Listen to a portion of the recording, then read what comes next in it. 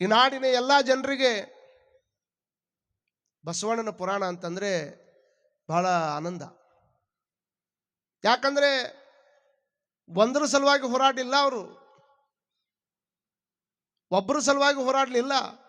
ನಾಡಿನೊಳಗಿರ್ತಕ್ಕಂಥ ಎಲ್ಲ ಮನುಕುಲವನ್ನ ಉದ್ಧಾರ ಮಾಡುವುದಕ್ಕಾಗಿಯೇ ಭೂಮಿಗೆ ಬಂದಿರತಕ್ಕಂಥ ಅಪರೂಪದ ಒಬ್ಬ ಶಾಂತಿ ಪುರುಷ, ಸಮನ್ವಯ ಪುರುಷ, ಕಾರಣಿಕ ಪುರುಷ ಯಾರು ಅಂದ್ರೆ ಅದಪ್ಪ ಬಸವಣ್ಣನವರು ಅನ್ನುವಂಥದ್ದನ್ನ ನಾವೆಲ್ಲರೂ ತಲೆಯಾಗಿಟ್ಕೊಳ್ಬೇಕಾಗ್ತದೆ. ಅಲ್ಲಿವರೆಗೂ ಎಲ್ಲ ಧರ್ಮದ ಗುರುಗಳು ಜಾತಿ ಕಟ್ಟಿ ಮೇಲೆ ಕೂತ್ಕೊಂಡು ಧರ್ಮ ಹೇಳಿರುವಂತಹದ್ದು. ಎಷ್ಟು ಮಂದಿ ಧರ್ಮವನ್ನು ಹೇಳ್ಯಾರ, ಅವರು ತಮ್ಮ ಜಾತಿ ಕಟ್ಟಿಯನ್ನು ಇಳಿದು ಬಂದು ಧರ್ಮವನ್ನು ಹೇಳುವಂತ ಪ್ರಯತ್ನವನ್ನು ಮಾಡಿಲ್ಲ. ಆದರೆ ಅಪ್ಪಪ್ಪ ಬಸವಣ್ಣನವರು ತಾವು ಹುಟ್ಟಿರುವಂತ ಜಾತಿಯನ್ನು ಧಿಕ್ಕಾರ ಮಾಡಿ ಅದನ್ನು ಬಿಟ್ಟು ಒಂದು ನೀತಿ ಕಟ್ಟಿ ಅನ್ನುವಂಥದ್ದನ್ನು ಸ್ಥಾಪನೆ ಮಾಡಿ ನೀತಿ ಕಟ್ಟಿ ಮೇಲೆ ಕುತ್ಕೊಂಡು ಧರ್ಮ ಹೇಳಿರುವಂತ ಅಪರೂಪದ ಪುರುಷ ಅಂದ್ರೆ ಅದು ಅಪ್ಪ ಬಸವಣ್ಣನವರು ಅನ್ನುವಂಥದ್ದನ್ನು ನಾವೆಲ್ಲರೂ ತಲೆಯಾಗಿಟ್ಟುಕೊಳ್ಬೇಕಾಗ್ತದೆ. ಅಂತಹ ಅಪ್ಪ ಬಸವಣ್ಣನವರ ಕಾಲಘಟ್ಟದಕ್ಕಿಂತ ಪೂರ್ವದೊಳಗೆ ಒಬ್ಬರು ಶರಣರಿದ್ರು. ಅವರ ಹೆಸರು ಜೇಡ್ರ ದಾಸಿಮಯ್ಯನವರು ಅಂತೇಳಿ. ಜೇಡ್ರ ದಾಸಿಮಯ್ಯನವರು ಅಂತಂದ್ರೆ ಆದ್ಯ ವಚನಕಾರರು ಅಂತ ಕರೀತಾರೆ ಅವ್ರಿಗೆ. ಅಂದ್ರೆ ಅಪ್ಪ ಬಸವಣ್ಣನವ್ರಕ್ಕಿಂತ ಪೂರ್ವದೊಳಗೆ ವಚನ ಸಾಹಿತ್ಯವನ್ನು ಬರೆದಿರ್ತಕ್ಕಂಥವ್ರಿಗೆ ಏನಂತಾರ ಅಂದ್ರೆ ಆದ್ಯರು ಅಂದ್ರೆ ಪ್ರಮತರು ಅಂತಾರ, ಪ್ರಮತರು ಅಂತ ಕರೀತಾರ ಅವರು. ಜೇಡ್ರ ದಾಸಿಮಯ್ಯನವರು ಎಷ್ಟು ಅದ್ಭುತ ವ್ಯಕ್ತಿಗಳು ಅಂತಂದ್ರೆ ತಾವು ಕಂಡಿರುವಂತಹ ಸತ್ಯಗಳನ್ನ ಸರಳ ಭಾಷೆಯಲ್ಲಿ ವಚನದ ಮುಖಾಂತರವಾಗಿ ಜನಮಾನಸಕ್ಕೆ ಮುಟ್ಟಿಸುವಂತ ಕೆಲಸವನ್ನ ಅವ್ರು ಮಾಡುತ್ತಾರೆ. ಬಹಳ ವಿಶೇಷವಾಗಿರ್ತಕ್ಕಂತಹ ವ್ಯಕ್ತಿಗಳವರು. ಅವರು ಅನೇಕ ಪಟ್ಟಣಗಳಲ್ಲಿ, ಅನೇಕ ಊರುಗಳಲ್ಲಿ, ಅನೇಕ ಜನಗಳಿಗೆ ತಾವೇ ಹತ್ತಿರ ಹೋಗಿ, ತಮ್ಮ ಹತ್ತಿರ ಜನ ಬರಲಿಲ್ಲ ಅಂತಂದ್ರೆ ಜನರ ಹತ್ತಿರನ ಹೋಗಿ ಅವರ ಬದುಕನ್ನ ಉದ್ಧಾರ ಮಾಡುವಂತ ಕಾಯಕವನ್ನ ಜೇಡ್ರ ದಾಸಿಮಯ್ಯನವರು ಹಮ್ಮಿಕೊಂಡಿದ್ರು. ಹೀಗೆ ಅಡ್ಡಾಡ್ತಾ ಇರುವಂತಹ ಪ್ರಸಂಗದೊಳಗೆ ಮದುವೆ ಆಗಬೇಕು ಅಂತ ಮನಸ್ಸಿನೊಳಗೆ ಬಂತು. ಮದುವೆ ಆಗಬೇಕಂತ ಬಂದ ಕೂಡಲೇನ ಅವರು ಕನ್ಯೆ ಹುಡುಕೋದಕ್ಕೆ ಪ್ರಾರಂಭ ಮಾಡಿದ್ರು. ನಮ್ಮ ಮನ್ಯಾಗನು ಕನ್ಯೆ ಹುಡುಕ್ತಾರೆ ಈಗ ಎಷ್ಟೋ ಮಂದಿ. ಕನ್ಯೆ ಸಿಗಲಾರ್ದಕ್ಕೆ ಕೆಲವು ಮಂದಿ ಏನೇನೋ ಪಾಪ ಅವ್ರ ಜೀವನನ ಬಹಳಷ್ಟು ಬೇಸರಾಗಿ ಹೋಗ್ಬಿಟ್ಟಾವ್. ಕೆಲವು ಮಂದಿಗೆ ಕನ್ಯೆನ ಸಿಗ್ತಾ ಇಲ್ಲ. ಕನ್ಯೆ ಕೊಡೋರು ಡಿಮಾಂಡ್ ನೋಡಿದ್ರೆ ಕನ್ಯೆ ನೋಡಕ್ ಹೋಗೋರು ಕನ್ಯೆ ನೋಡಕ್ ಹೋಗಬಾರದು, ಹಂಗ ಡಿಮಾಂಡ್ ವಿಚಾರ ಕೆಲವು ಮಂದಿ. ಕನ್ಯೆ ನೋಡಕ್ ಹೋಗೋರು ಡಿಮಾಂಡ್ ಎಷ್ಟು ಅಂದ ಅಂತ ಮಾಡ್ರಿ ನೀವು. ಕನ್ಯೆ ತೋರ್ಸೋರಿಗೆ ಹುಡುಗ ನೌಕರಿದವನ ಇರ್ಬೇಕು, ಒಂದೇದಿದ್ದು ಡಿಮಾಂಡ್. ನೌಕರಿ ಅಷ್ಟೇ ಇದ್ರೆ ನಡೆಯಂಗಿಲ್ಲ, ಮತ್ತೆ ಅವನ ಹೆಸರಿನ್ಯಾಗ ಹೊಲ ಇರಬೇಕು, ಅದು ಎರಡನೇದ್ದು. ಮತ್ತೆ ಚಲೋ 3 BHK ಮನಿ ಇರಬೇಕು, ಇದು ಮೂರನೇದ್ದು.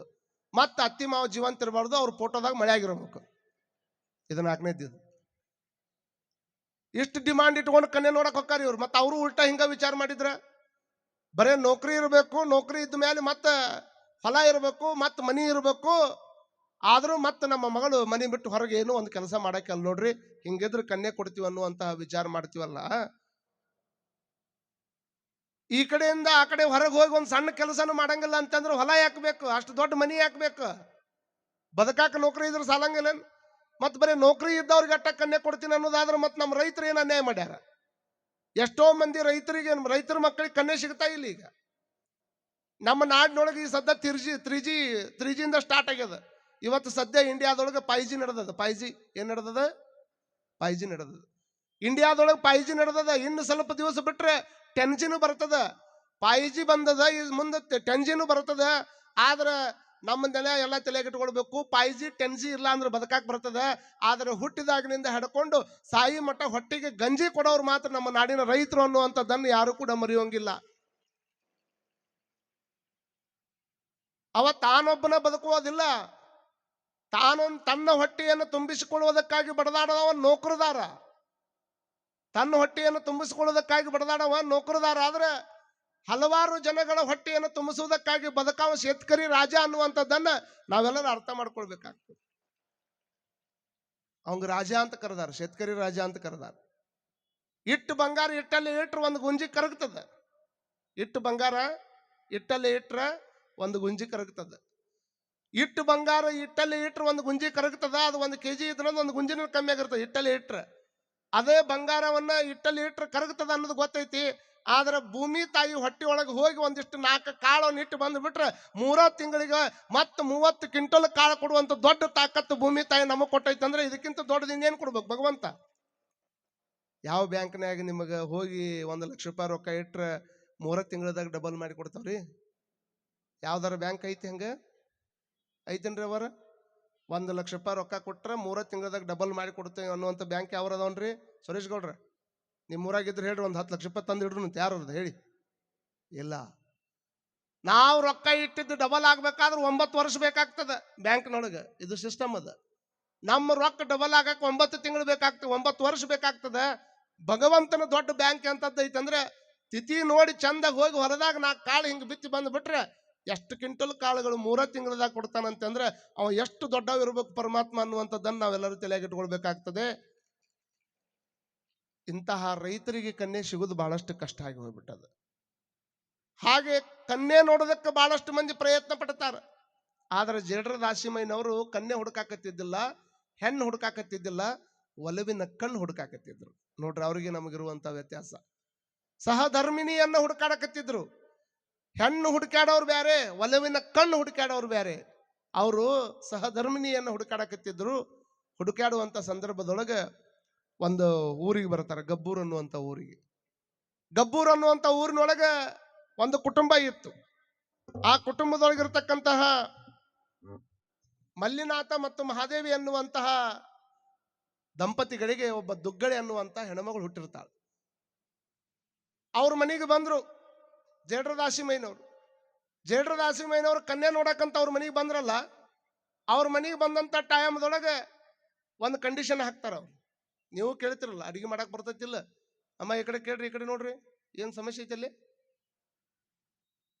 ಏ ಹುಡುಗರು ಗರ್ದಿ ಕರುಣಕ್ಕ ಗಪ್ಪ ಬಸ ವಿಚಾರ ಮಾಡ್ಕೊಳ್ರಿ. ಕನ್ಯೆ ನೋಡಕ್ಕಂತ ಅವ್ರ ಮನೆಗೆ ಬಂದ ನೀವು ಹೋಗಿರಲ್ಲ, ಏ ತಂಗಿ ಅಡಿಗೆ ಮಾಡಕ್ ಬರ್ತೈತೇನ? ಅಡಿಗೆ ಮಾಡಕ್ ಬರ್ತೈತೆ ಅಂದ ಕೂಡಲೇ ಕೆಲವು ಮಂದಿ ನೋಡ್ಬೇಕು, ಎಲ್ಲ ಮಾಡ್ತಾಳ್ರಿ ನನ್ನ ಮಗಳು. ಏನ್ ಮಾಡ್ತಾಳ್ರಿ? ನೀವೇನ್ ಹೇಳ್ತೀರಿ ಎಲ್ಲ ಮಾಡ್ತಾಳ್ರಿ ನನ್ನ ಮಗಳು. ಅದ ಏನೇನ್ ಮಾಡ್ತಾಳ? ಒಂದ ಮಾತನಾಗ ಹೇಳ್ಬೇಕಂದ್ರೆ A to Z ಮಾಡ್ತಾಳ ನೋಡ್ರಿ ನನ್ನ ಮಗಳು ಅಂತ ನೀವ್ ಹೇಳಂಗಿಲ್ಲ. ಹಿಂಗ ಇವಾಗ ಕನ್ಯೆ ನೋಡಕ್ ಹೋದ ಮಾವ ಅನ್ಕೊಂಡ A to Z ಅಂದ್ರೆ ಎಲ್ಲಾ ಬರ್ತೈತೆ ಅಂದ್ರೆ ನಂದೆಂತ ನಶೀಬ್ ಇರ್ಬೇಕು. ಈ ಸೊಸಿನ ಕರ್ಕೊಂಡು ಹೋಗಿ ಮನೆಗೆ ಮದುವೆ ಮಗನಿಗೆ ಕೊಟ್ಟು ಮದುವೆ ಮಾಡಿಬಿಟ್ರೆ ದಿವಸ ಒಂದೊಂದು ಐಟಮ್ ಮಾಡಿ ಹಾಕ್ತಾಳ ನನಗಂತ ತಿಳ್ಕೊಂಡು ತನ್ನ ಚಿಂತೆಗೆ ಅದಾನ. ಅವ್ರ ಅತ್ತಿ ಇಟ್ಟಾಕೊಂಡು ಚಲೋ ಅಡಿಗೆ ಮಾಡೋ ಸೊಸಿ ಸಿಕ್ಕಳಂದ್ರೆ ನನ್ನ ಕೆಲಸ ಬಂದಕ್ಕ ಅಂತ ತಿಳ್ಕೊಂಡು ಅಕ್ಕಿನ ಕನಸನಾಗ ಅಕ್ಕಿ ಅದಾಳ. ಮತ್ತೆಲ್ಲ ಮಾಡುವಂತ ಹೆಂಡತಿ ಸಿಕ್ಕಳ ಅಂದ್ರೆ ನಂದು ಭಾಳ ಚಲೋ ಆತಂತ ತಿಳ್ಕೊಂಡು ಅವ ಗಂಡು ತನ್ನ ಕನಸನಾಗ ಅದಾನ. ಈಕಿ ಒಂದ ಮಾತನಾಗ ಹೇಳ್ಬಿಟ್ರು ಮನೆಯವರು, A to Z ಮಾಡ್ತಾಳ ನೋಡ್ರಿ ನಿಮ್ಮ ಮಗಳ ಅಂತ. A to Z ಮಾಡ್ತಾಳ ಅಂದ ಕೂಡಲೇನ ಮದ್ವಿ ಮಾಡ್ಕೊಂಡು ಬಂದ್ರು. ಮದ್ವಿ ಮಾಡ್ಕೊಂಡು ಮತ್ತೆ ಹೊಳಿ ಮನೆಗೆ ಕರ್ಕೊಂಡ್ ಬರ್ಬೇಕಲ್ಲ. ಕರ್ಕೊಂಡು ಬಂದ ಕೂಡಲೇನೆ ಮತ್ತೆ A to Z ಮಾಡ್ತಾಳ ಅಂದ್ರೆ ಸಸಿ ಇವತ್ತು ಏನಾದ್ರು ಸ್ಪೆಷಲ್ ಮಾಡುವ ಅಂದವ ಮಾವ. ಅವಂಗ ಹೊಟ್ಟಿ ತಿನ್ಬೇಕನ್ನುವಂತ ಆಸೆ. ಒಂದೇ ದಿವಸ ಅನ್ನ ಜುನಕ ಮಾಡಿಟ್ಲಕ್ಕಿ. ಅನ್ನ ಜುನಕ ಮಾಡಿಟ್ಲು. ಬಹುತೇಕ ಇದು ಒಂದೇ ದಿವಸದ ಸ್ಪೆಷಲ್ ಇರ್ಬೇಕಂತ ತಿಳ್ಕೊಂಡು ಹೊಡೆದವ. ಮಧ್ಯಾಹ್ನ ಊಟಕ್ಕೆ ಬಂದ ಮತ್ತು ಅನ್ನ ಜುನಕನ ಇಟ್ಟಿದ್ಲಕ್ಕಿ. ಅವಾಗ ಬಹುತೇಕ ಮುಂಜಾನೆ ಉಳಿದಿರ್ಬೇಕು, ಅದಕ್ಕೆ ಕೊಟ್ಟಿರ್ಬೇಕು ಬಿಡು ಅಂತ ತಿಳ್ಕೊಂಡು ಅದನ್ನ ಹೊಡೆದ. ಮತ್ತೆ ರಾತ್ರಿ ಬಂದ, ಮತ್ತು ರಾತ್ರಿ ಅನ್ನ ಜುನಕನ ಇತ್ತು. ಬಹುತೇಕ ಮುಂಜಾನೆ ಮಾಡಿದ್ದು ಭಾಳ ಆಗಿರ್ಬೇಕು, ಉಳ್ದೈತಿ ಕೆಡ್ಸೋದು ಏನಂತ ಕೊಟ್ರ ಅಂತ ತಿಳ್ಕೊಂಡು ಏನೂ ಮಾತಾಡ್ಲಾರ್ದಂಗ ಅನ್ನ ಜುನಕನ ಉಂಡವ. ಮರುದಿವ್ಸ ನಾಷ್ಟಕ್ಕೆ ಹೊಕ್ಕನ ಮತ್ತು ಅನ್ನ ಜುನಕನ ಇಟ್ಟಾಳಕಿ. ಅಲ್ಲ ಯವ್ವ, ನಿನ್ನೆರ 3 ಹೊತ್ತು ಅನ್ನ ಜುನಕನ ಉಣಿಸಿದಿ, ಇವತ್ತೇನು ಮತ್ತೆ ಹೊಳಿ ಮುಂಜಾನೆ ಅನ್ನ ಜುನಕನ ತಗೊಂಡ್ ಬಂದಿ ಅಂದಾಗ ಅವಾಗ ಆಕಿ ಅಂದ್ಲಂತ. ಮತ್ ನಾ ಮಾತಾಡಕ್ ಬಂದಾಗ ಕನ್ಯೆ ನೋಡಕ್ ಬಂದಾಗ ನಾ ಏನ್ ಹೇಳೇನ್ರಿ? ಏನ್ ಹೇಳ್ಯಾರ ನಿಮ್ಮ ಮನ್ಯಾಗ? A to Z ಮಾಡ್ತೀವಿ ಅಂತ ಹೇಳ್ಯಾರ. A to Z ಅಂದ್ರೆ ಏನಂತ ತಿಳ್ಕೊಂಡ್ರಿ ನೀವು? A ಅಂದ್ರ ಅನ್ನ, Z ಅಂದ್ರೆ ಜುನಕ, ಇವ್ ಎರಡು ಬಿಟ್ರೆ ಏನೂ ಬರೋದಿಲ್ಲ ಅಂದ್ಲಕ್ಕಿ.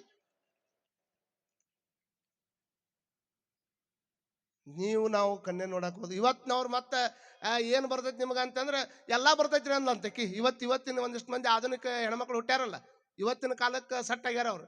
ಅವ್ರ ಮನ್ಯಾಗ ಕೇಳಿದ ಕೂಡಲೇ ಏನೇನ್ ಬರ್ತೈತಿ? ಎಲ್ಲಾ ಬರ್ತೈತ್ರಿ. ಏನ್ ಮಾಡಕ್ ಬರ್ತಿ? ಎಲ್ಲಾ ಮಾಡಕ್ ಬರ್ತೈತಿ ಅಂದ್ಲಂತಕಿ. ಎಲ್ಲಾ ಮಾಡಕ್ ಬರ್ತೈತಿ ಅಂದ ಕೂಡಲೇ ಏನ್ ಮಾಡಕ್ ಬರ್ತೈತಿ? ಜೊಮೋಟೋದೊಳಗೆ ಎಲ್ಲಾ ಆರ್ಡರ್ ಮಾಡಕ್ ಬರ್ತೈತಿ ಅಂದ್ಲಂತಕಿ. ಸ್ವಿಗ್ಗಿ ಒಳಗೆ ಆರ್ಡರ್ ಮಾಡಕ್ ಬರ್ತೈತಿ ನನಗೆ ಅಂದ್ರೆ ಮನಿ ಒಳಗೆ ಇದ್ದಿದ್ದೆಲ್ಲ ಆರ್ಡರ್ ಮಾಡಿ ಮನ್ಯಾಗ ತರಿಸಿ ಉಣ್ಣುವಂತ ಮಂದಿ ಹುಟ್ಟೈತಿ. ಆದ್ರೆ ಜೇಡ್ರ ದಾಸಿಮಯ್ಯನವರು ಒಲವಿನ ಕಣ್ಣನ್ನು ಹುಡುಕಾಕತ್ತಿದ್ರು, ಸಹಧರ್ಮಿಣಿಯನ್ನು ಹುಡುಕಾಕತ್ತಿದ್ರು. ಅವ್ರು ಬಂದು ನನ್ನ ಮದುವೆ ಆಗ್ಬೇಕಾದ್ರೆ ಒಂದು ಕಂಡೀಷನ್ ಐತಿ ಅಂದವ. ನನ್ನ ಮದುವೆ ಆಗ್ಬೇಕಾದ್ರೆ ಒಂದು ಕಂಡೀಷನ್ ಐತಿ ಅಂತ ತಿಳ್ಕೊಂಡು ಜೇಡ್ರ ದಾಸಿಮಯ್ಯನವ್ರು ಹೇಳಿದ್ರಲ್ಲ, ನಿಮ್ದು ಯಾವ್ದ ಕಂಡೀಷನ್ ಇದ್ರೆ ಹೇಳ್ರಿ, ನಾ ಮಾಡ್ತೀನಿ ಅಂದ್ ದುಗ್ಗಳೆ. ಏನು ಕಂಡೀಷನ್ನು? ನಾ ಮದುವೆ ಆಗ್ಬೇಕಾಗಿತ್ತು ಅಂದ್ರೆ ನೀರಿಲ್ಲಾರ್ದ ಅನ್ನ ಮಾಡಿ ಕೊಡ್ಬೇಕು ನನಗ ಅಂತ ಕಂಡೀಷನ್ ನೋಡ್ರಿ. ಇದು ನೀರಿಲ್ಲಾರ್ದ ಅನ್ನ ಮಾಡಿ ಕೊಡ್ಬೇಕು. ನೀರಿಲ್ಲಾರ್ದನ ಅನ್ನ ಮಾಡಿ ಕೊಡ್ಬೇಕಂದ ಕೂಡಲೇನ ಆಯ್ತು ನಿಮ್ ಕಂಡೀಷನ್ಗೆ ಓಕೆ ಅಂದ್ಲಕ್ಕಿ. ಒಳಗೆ ಹೋದಕ್ಕಿನ ಪಟ್ನ ಒಂದಿಷ್ಟು ನೀರು ತಗೊಂಡು ಬಂದ್ಲು. ನೀರು ತಗೊಂಡು ಬಂದು ಅವ್ರನ್ನ ಈ ಮದುವೆ ಆಗಕ್ ಬಂದಿ, ನೀನು ಇನ್ನೂ ಆಗಿಲ್ಲ, ಈಗ ಬಂದಿ ಅಂದ್ರೆ ನೀ ಗುರು ಇದ್ದಂಗ. ಒಬ್ಬ ಜಂಗಮ ಮನೆಗೆ ಬಂದಿ ಅಂದ್ರೆ ನಿನ್ನ ಪಾದಕ್ಕೆ ಈ ನೀರನ್ನು ಹಚ್ತೀನಿ. ಪಾದಕ್ಕೆ ನೀರು ಹಚ್ಚಿದುವಂತ ಸಂದರ್ಭದೊಳಗೆ ಅದು ಬರೀ ನೀರಿತ್ತು. ನೀರು ನಿನ್ನ ಪಾದಕ್ಕೆ ಹಚ್ಚಿದ ಕೂಡಲೇ ಅದು ಪಾದೋದಕ್ಕಾಯ್ತು. ನೀರು ತನ್ನ ತನವನ್ನು ಕಳ್ಕೊಂಡದ, ಇದು ಪಾದೋದಕ್ಕದ.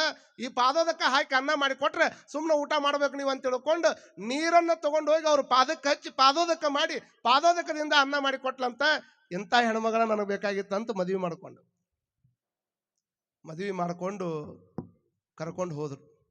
ಕರ್ಕೊಂಡು ಹೋದ ಮೇಲೆ ಮತ್ತೆ ಹೆಣ್ಮಕ್ಳು ಹೆಂಗಿರ್ಬೇಕು, ಮದುವೆ ಆದ ಕೂಡ್ಲೇನ ಅದಕ್ಕೆ ಆದಂಥ ಒಂದು ಸಿಸ್ಟಮ್ ಇರ್ತಾವೆ.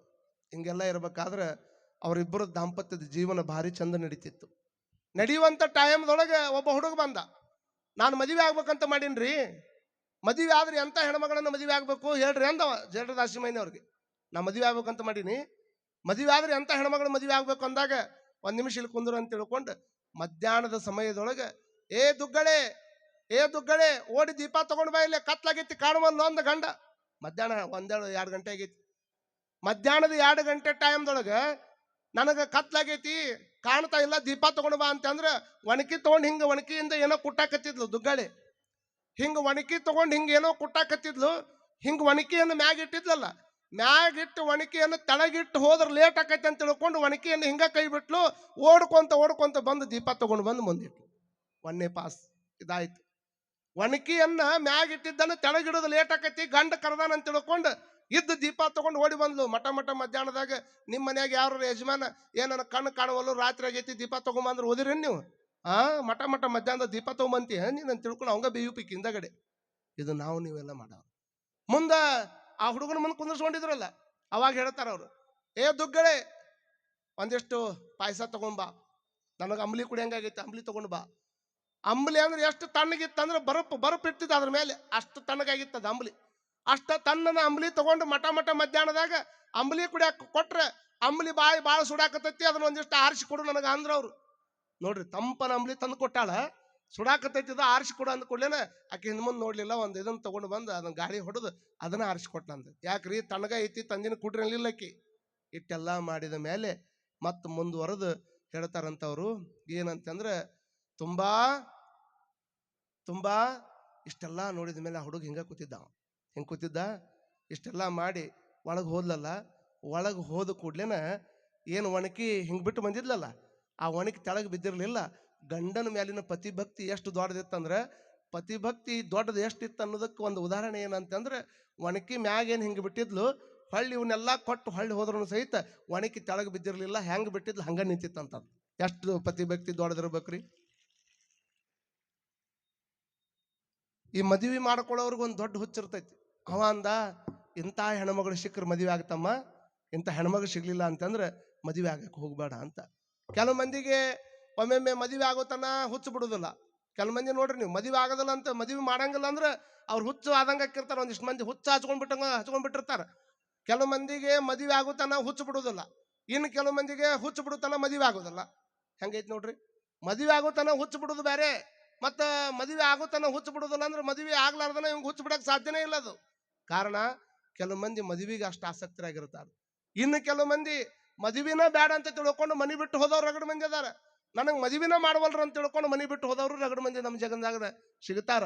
ನೋಡ್ರಿ, ಒಂದಿಷ್ಟು ಮಂದಿ ಯಾರಿಗಾದ್ರೂ ಒಂದಿಷ್ಟು ತನ್ನ ಕೆಲಸ ಮಾಡ್ಕೊಳ್ಳಿಲ್ಲ ಅಂದ್ರೆ, ಹೇಳಿದ ಮಾತು ಕೇಳಿಲ್ಲ ಅಂತಂದ್ರೆ ಮೊದಲು ಏನಂತಾರೆ, ನಿನಗೆ ಮದುವೆ ಮಾಡ್ತೀನಿ ತಡಿ, ನಿನಗೆ ಮದುವೆ ಮಾಡಿ ಹೆಂಡತಿ ಬಂದ್ಲಂದ್ರೆ ಭಾರಿ ನಿನಗೆ ಎಲ್ಲ ಕಲಿಸ್ತಾಳಕ್ಕೆ ಅಂತ ತಿಳ್ಕೊಂಡು ಹೇಳ್ತಾರೆ. ಪಾಪ ಒಬ್ಬ ಭಾಳ ಮುಗ್ದ ಏನು ಮಾತಾಡ್ಬೇಕು ಅನ್ನೋದ ಗೊತ್ತಾಕಿದ್ದಿಲ್ಲ. ಮಂದಿ ಮುಂದೆ ಏನು ಮಾತಾಡ್ಬೇಕಂತ ಗೊತ್ತಾಕಿರ್ಲಿಲ್ಲ. ಅವ್ರ ತಾಯಿ ಹೇಳಾಕಿ, ಅಲ್ಲ ಮದುವೆ ವಯಸ್ಸಿಗೆ ಬಂದಿದ್ದೀವಿ, ಒಂದು ಸ್ವಲ್ಪ ಮಂದಿ ಕೂಟ ಮಾತಾಡೋದು ಕಲ್ಕೋ. ಮದುವೆ ವಯಸ್ಸಿಗೆ ಬಂದಿದ್ದಿ, ಮಂದಿ ಕೂಟ ಮಾತಾಡೋದು ಕಲ್ಕೋ. 4 ಮಂದಿ ಬಾಯಾಗ ಬಾ, 4 ಮಂದಿ ಕೂಟಾಗ ಮಾತಾಡಿ ಅವ್ರ ಕೂಟಾಗ ಒಂದಿಷ್ಟು ಚಂದಾಗಿ ಸಂಪರ್ಕ ಬೆಳೆಸ್ಕೋ. ಮುಂದೆ ಕನ್ಯಾ ನೋಡಿ ಮದುವೆ ಮಾಡ್ತೀನಿ ನಿನಗೆ ಅಂದ ಕೂಡ್ಲೇನ ಮತ್ತೆ ಅವು ಮಾತಾಡ ಅಂದಾಳ ಅಂತ ತಿಳ್ಕೊಂಡು ಎಂದೂ ಮಾತಾಡ್ಲಾರ್ದ ಹೊರಗೆ ಬಂದು ಕಟ್ಟಿ ಮೇಲೆ ಕೂತಾನ. ಹಿಂಗೆ ಹೊರಗೆ ಬಂದು ಕಟ್ಟಿ ಮೇಲೆ ಕುಂತಾನಲ್ಲ, ಎಂದೂ ಮಾತಾಡಿ ನೀವು ಯಾರು ಕೊಟ್ಟಾಗ, ಆದ್ರೆ ಹೆಂಗೆ ಮಾತಾಡ್ಬೇಕು ಅನ್ನೋದು ಗೊತ್ತಾಗಿಲ್ಲ. ಆ ಕಡೆಯಿಂದ ಒಬ್ಬ ಹೆಣ್ಮಗಳು 4 ಮಂದಿ ಮಕ್ಕಳನ್ನ ಕರ್ಕೊಂಡು ಬರಾಕತ್ತಾಳ. ಹಿಂಗೆ 4 ಮಂದಿ ಕರ್ಕೊಂಡ್ ಬರಾಕತ್ತ ಮತ್ತೆ ಮಾತಾಡ್ಬೇಕಲ್ಲ ಏನಾರ, ಅಕ್ಕಾರ ಆರಾಮದಿರೇನ್ರಿ? ಆರಾಮದಿ.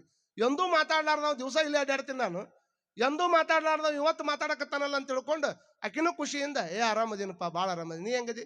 ನಾನು ಆರಾಮದೀನಿ. ಮತ್ತೆ ಇವು ಯಾವ್ರಿ? ಇವು ಪಿಂಟು, ಇದು ಮುಂಟು, ಇದು ಕುಂಟು, ಇದೆಲ್ಲ ಹೇಳಿಲ್ಲ ಆಕಿ. ನನ್ನ ಮಕ್ಕಳಪ್ಪ ಇವು 4 ಮಂದಿ ಅಂತ ತಿಳ್ಕೊಂಡು ಇಷ್ಟೆಲ್ಲ ಹೇಳಿದಲ್ಲ. ಇವು 4 ಮಂದಿ ನಿಮ್ಮ ಮಕ್ಕಳನ್ರಿ?